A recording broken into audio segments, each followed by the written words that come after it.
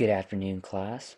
I'm Ryan Wen, and today I'll be going over as to why self-driving cars are going to be the next biggest technology that car companies will be able to offer. In case for many who don't know what a self-driving car is, it's an autonomous vehicle that has the capability of being able to drive itself without a driver on the wheel. The reason why I chose to do a public video is because many people would rather look at images with self-driving cars versus, just reading boring facts about it and then forgetting about the information. Let's be honest here.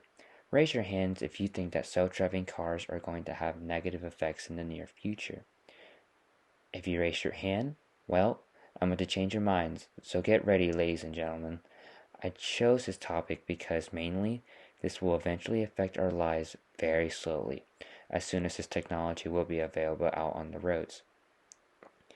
In this video, I'll be going over 3 positive outcomes that would happen if self-driving cars were to take place in our daily lives. I'd like to start off with the first pro, traffic safety. Car accidents can cause a lot of lives to be taken, whether it is drunk driving, texting and driving, or just not paying attention at all to the roads.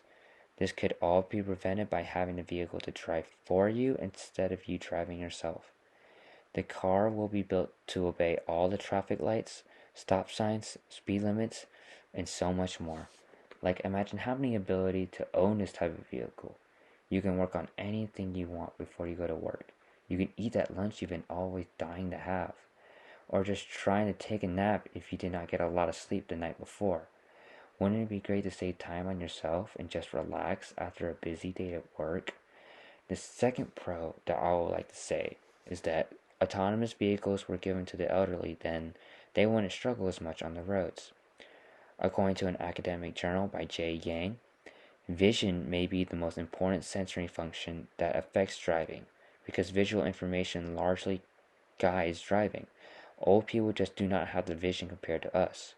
For the elderly, do you often complain about having these slow drivers on the road and sometimes just makes the dumbest decisions?